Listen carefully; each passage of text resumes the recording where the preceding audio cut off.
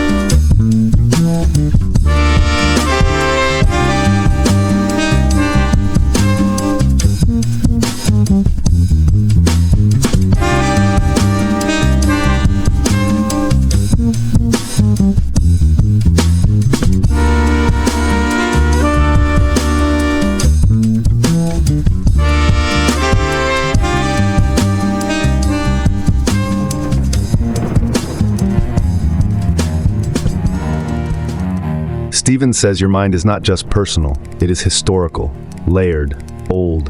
Under your opinions, your plans, your calendar, your little identity file, there is a deeper inheritance, not poetic inheritance, behavioral inheritance. He is talking about ancient response patterns, ways of bonding, ways of fearing, ways of grieving, ways of seeking rank, safety, meaning, ritual, territory, belonging. His phrase for what goes wrong is brutal and useful. Frustration of archetypal intent, meaning a human organism comes into the world expecting certain conditions, certain relationships, certain rhythms, and when the environment fails to meet them, the system does not stay neutral. It compensates. It distorts. It starts firing survival patterns in places where they no longer fit cleanly. That does not mean every modern problem is solved by pretending you live in a cave. It means your organism still carries expectations older than your civilization.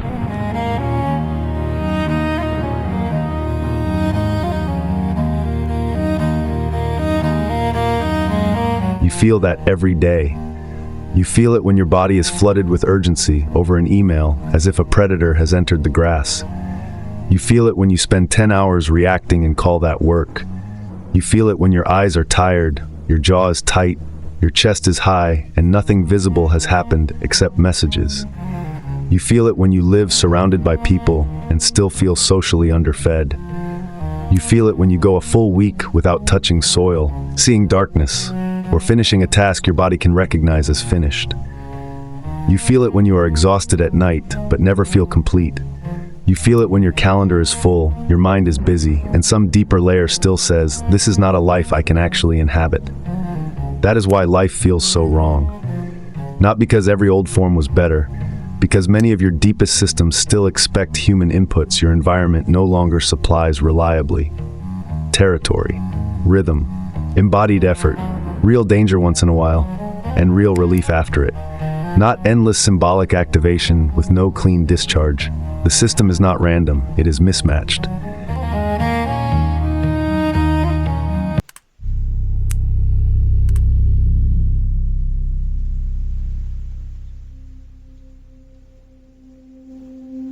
Go back to Monkey Hill.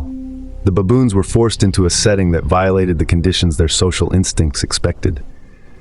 The result was not elegant. It was not philosophical. It was bloodless in explanation and brutal in effect.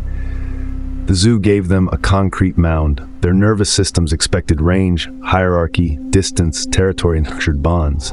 Instead, they got compression. And no, this is not an argument for fantasy primitivism. It is an argument that a modern organism can still be ancient in what regulates it. That is what makes Stevens useful. He refuses the flattering modern explanation. He does not begin with the idea that suffering is mysterious, unique, and sophisticated. He begins lower, closer to the ground. He asks a humiliating question. What if a lot of distress is what happens when an animal is forced into the wrong enclosure? That is the frame. And once you hear it, a lot of your life rearranges.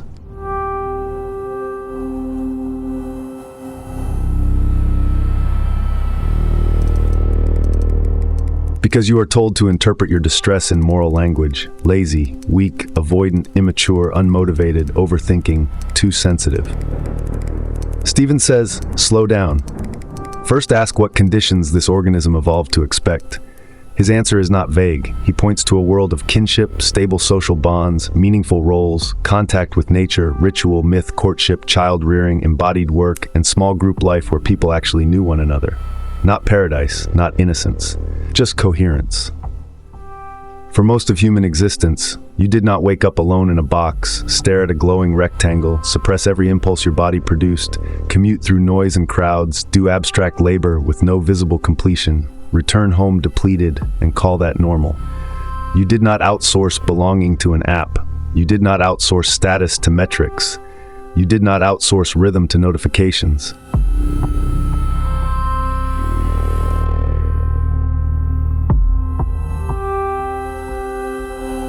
But now you do. And because everyone around you is also doing it, you call it adulthood. That is the trick. An environment can be pathological and still look normal when everybody is equally adapted to tolerating it badly. You see this in small ways first. You feel tired after a day with no real human contact, even if you were connected the whole time. You feel restless after hours of mental work with no physical expenditure. You feel vaguely ashamed when you need silence, sunlight, trees, touch, or sleep, as if basic regulation were a luxury item. You keep trying to solve with self-esteem what is actually a problem of habitat. That last one matters, because once you misdiagnose habitat as identity, you begin attacking yourself for signals that are trying to inform you. You are not always sad because your mindset is wrong. Sometimes a deprivation pattern is running. You are not always anxious because you are irrational. Sometimes an old vigilance system is trapped with nowhere clean to go. You are not always empty because you lack gratitude. Sometimes your life is missing the human inputs your organism still expects.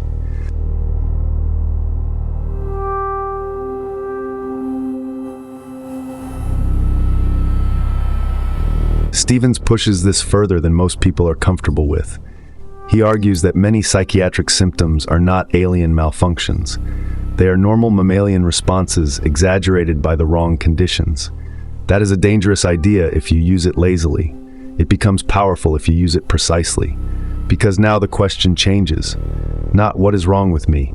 Better, what is my system responding to? That's a very different corridor. And if you think this is still too abstract, hold one more piece of the frame. Stevens argues that the human baseline was small group life, not infinite variety, not permanent novelty, a band large enough for kinship, courtship, hierarchy, cooperation, conflict, ritual, and child-rearing, small enough that people actually knew who mattered to whom. That matters because your nervous system does not only want stimulation, it wants legibility. Who are my people? Where do I stand? Who notices if I vanish? Whose burdens are partly mine? What rhythms tell me the day is ending, the season is changing, the grief is shared, the threshold has been crossed.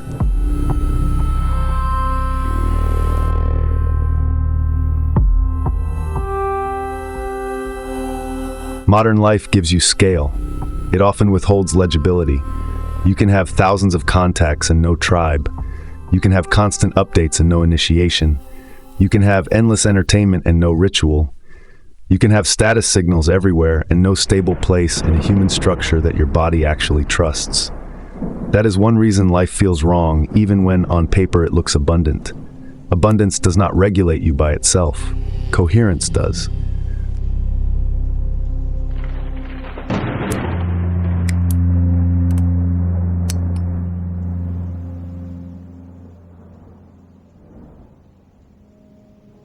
Jennifer was 21, attractive, intelligent, well-educated. She had never had a boyfriend, never had a job, lived with her father. Her mother had died when she was 6. When Stevens met her, she was a walking pile of symptoms. Anxious, phobic, depressed, obsessive-compulsive, socially withdrawn. She could not comfortably sit in a room unless the door was open. She checked locks, switches, gas taps, windows. She was terrified of contaminating her father's food. On the way to therapy, she counted every step. On one visit, she arrived 4.5 hours late because she had taken the wrong number of paces, gone home, restarted, and repeated the process until the count was correct. 2,452 paces. That is not a personality quirk. That is a system under siege.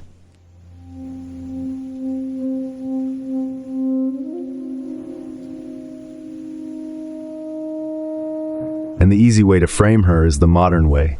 A cluster of diagnoses, a list, a file. Stevens does something more interesting. He asks what conditions of development were missing and what ancient systems those absences would distort. No mother after age 6, no female model, no extended family network, no siblings, no peer group, no community, no animals, no nature, no religion. An engulfing relationship with a volatile father who was both needed and feared. In other words, the problem was not only inside Jennifer. The problem was relational, environmental, developmental. A whole organism pushed into a structure too narrow for healthy growth. And Stevens makes one more move that matters. He points out that her collapse intensifies in her early 20s, the stage where a human being is supposed to be testing adulthood, courtship, work, and social position. She has none of it. The organism is full of pressure toward life. The life around her gives it nowhere clean to go.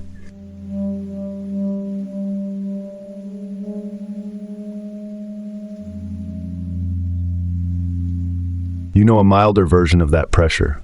Ages change. Your outer life does not. A new demand appears in the system. Intimacy, work, commitment, grief, responsibility, and your environment cannot hold it. That is when life starts feeling wrong in a very specific way. Not dramatic all at once. Tight, airless, like you are overdue for a stage of life your body already knows is late. That does not erase the severity of her suffering. It explains its shape.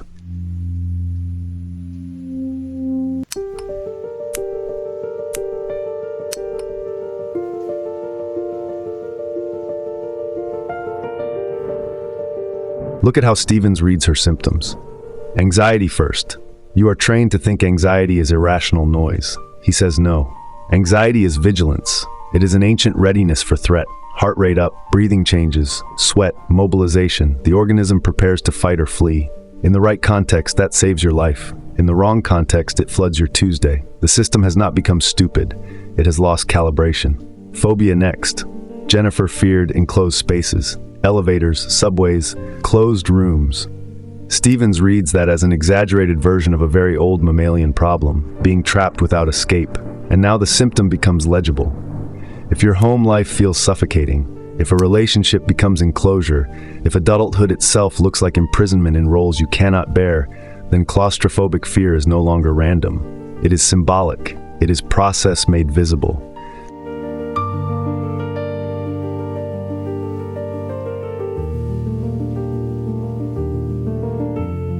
Depression after that. Again, he does not romanticize it. He also does not flatten it into chemistry alone. He points to something ancient. When a young mammal loses its mother, or when an animal loses rank and cannot fight back, collapse can become adaptive. Energy lowers, movement reduces, submission increases. The organism conserves itself under conditions it cannot master directly. That does not make depression good. It makes it intelligible, and that matters to you. Because when a state becomes intelligible, shame weakens. You stop staring at the symptom as if it were a moral verdict. You begin reading it as a message, distorted, painful, costly, but not meaningless. Then the obsessive rituals, counting steps, checking switches, cleaning, controlling, trying to prevent catastrophe through impossible precision.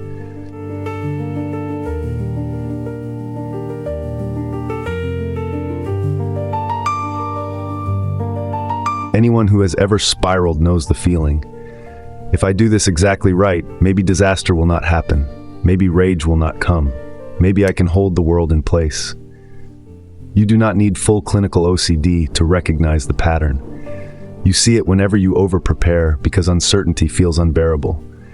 Whenever you rehearse conversations that never happen.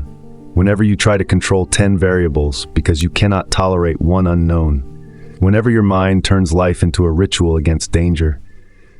That is why this book lands. It does not keep pathology in a museum case. It turns it toward the viewer. You are looking at extreme forms. You are also looking at yourself, because your life is full of softened versions of the same ancient strategies. Avoidance, appeasement, hypervigilance, withdrawal, submission, compulsive control. The modern lie is that these are random defects of personality. Stevens says they are old programs firing under pressure. And once you see that, another part of the book opens.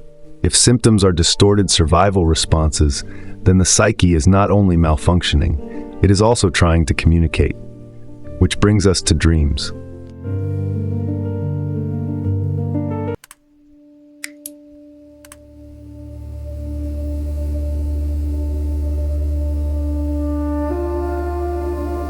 Stevens is obsessed with dreams for one reason. He thinks dreams are one of the last places where the older human being inside you still speaks in full voice. Not politely, not logically, not in office language, in images, conflict, story, myth. He follows Jung here. The claim is that your dreams do not just recycle leftovers. They also pull from deeper structures, older patterns of fear, power, attachment, death, conflict, sex, transformation. That is a large claim. You do not need to swallow all of it at once. Just watch the mechanism. A man named Gary comes to Stevens with a dream. Late summer, golden light, a farmhouse, his father driving a tractor back from the fields, his uncle waiting in the shadows. The father is dragged down. Gary stands frozen, unable to move, unable to shout. Then a woman appears, part fiancée, part mother, part something older, and tells him he must spend his life putting this right.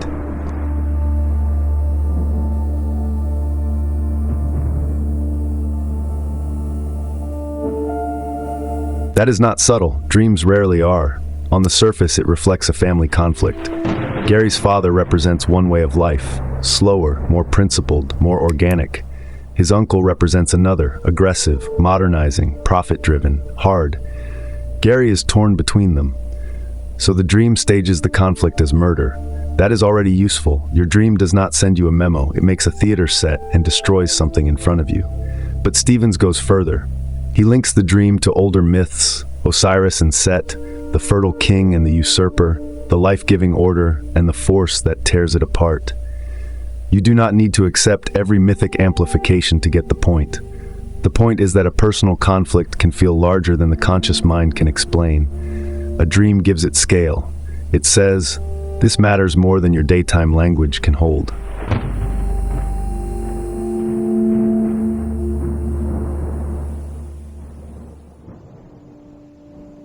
You know that feeling. You wake from a dream with emotion already present, terror, grief, urgency, a strange certainty. You cannot explain it cleanly, but your body knows something happened. That is what Stevens wants you to respect, because during the day you are busy managing the file called you.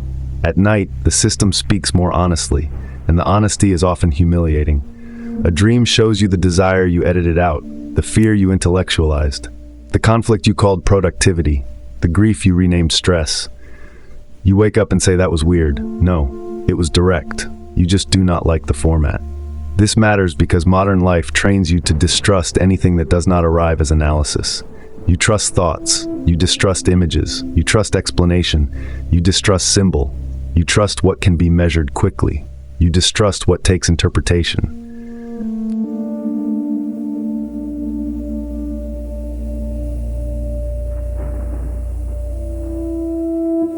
Stevens thinks that distrust is one reason life feels so wrong. You have not only lost certain human inputs, You have lost respect for the channels through which the older self still speaks. Jung describes traveling in Africa, seeing a tribesman at dawn and being hit by a violent sense of recognition, as if some prehistoric layer of himself had stepped forward. That is the larger claim behind this book. Civilization did not erase the older human being. It buried him under procedure. So you ignore one of the few channels where your deeper patterns still announce themselves without branding. A dream will show you when one part of your life is killing another. A dream will show you what role you are trapped inside. A dream will show you where desire and duty have become enemies. A dream will show you where the self you perform has drifted too far from the self that can still feel. And if you keep ignoring that material, the pressure rarely disappears, it just descends into mood, into compulsion, into numbness, into a life that works on paper and feels dead in the body.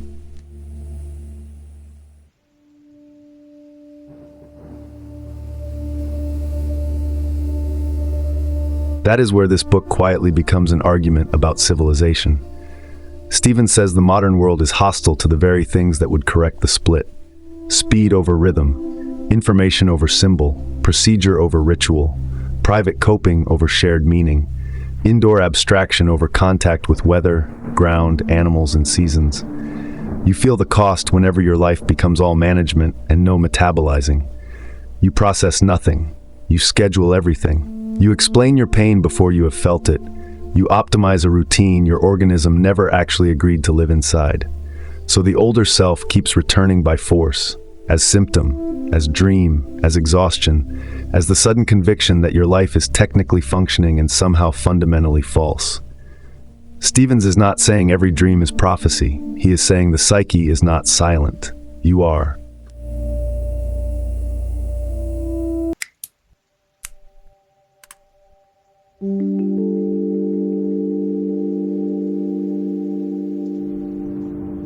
So what do you do with this? Not a fantasy of total escape, not society bad, nature good, not a childish wish to become primitive by the weekend. Use the frame diagnostically.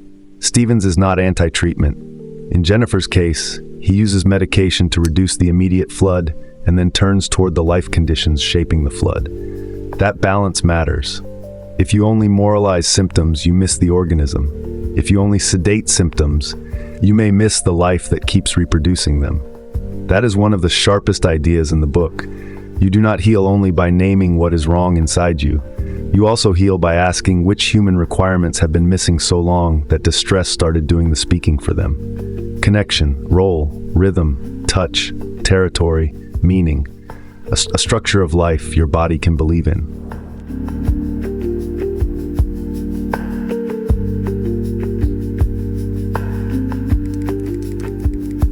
When those inputs are absent, you keep searching for a psychological explanation, because psychological explanations are what the modern world sells you.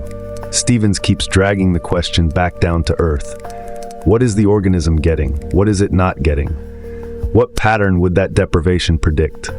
If life feels wrong, do not begin with self-accusation. Begin with mismatch.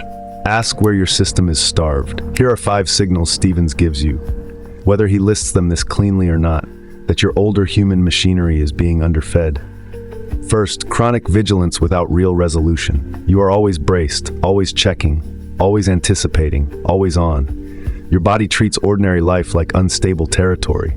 Second, social undernourishment. You have contact but not bonding, communication but not belonging, visibility but not protection.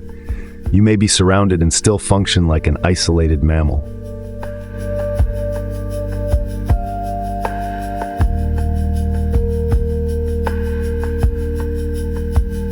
Third, enclosure. Your home, your work, your routines, even your ambitions feel like a trap you built and now must perform inside. When freedom starts feeling dangerous and captivity starts feeling normal, a shutdown pattern follows.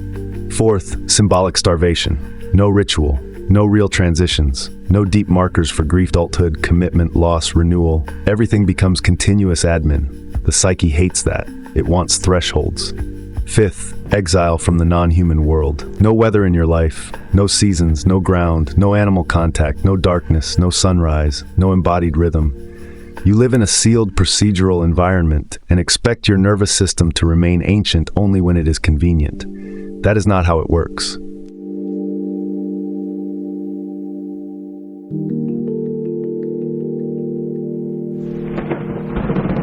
So here's the takeaway. For the next 24 hours, do not ask, how do I become a better version of my current setup? Ask, what is my current setup repeatedly depriving? Be concrete. Where are you underbonded? Where are you trapped in vigilance? Where are you living without any meaningful rhythm? Where are you asking language to solve what only environment can regulate? Where are you calling a deprivation pattern your personality?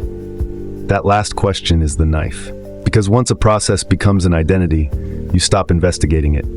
You say, I am anxious, I am avoidant, I am bad at relationships, I am broken. Stevens offers a harsher and kinder alternative.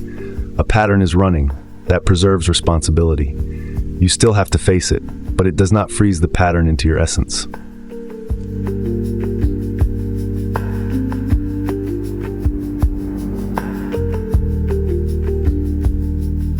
And that is the real reframe of this book. Your suffering is personal. It is not merely personal. You are an individual. You are also an organism carrying instructions older than your civilization, older than your education, older than the little story you tell about yourself to remain functional. That ancient layer is not always wise. It is not always gentle, but it is not fake. Ignore it, and life starts feeling unreal. Fight it blindly, and you become divided against yourself. Learn its language, and your symptoms stop looking random. Not solved, legible. That is a start. Because once something becomes legible, you can work with it. You can change conditions, you can stop moralizing signals, you can restore inputs. You can examine the habitat, not just the self-image living inside it. And that may be why life feels so wrong. Not because you failed to become modern enough, because some part of you never agreed to live like this. So here's the question. Where in your life are you living in the wrong enclosure? Work, home, relationship, routine, city, schedule, and which human input is missing there? If you answer that honestly, what stops being a personality flaw and starts looking like a response?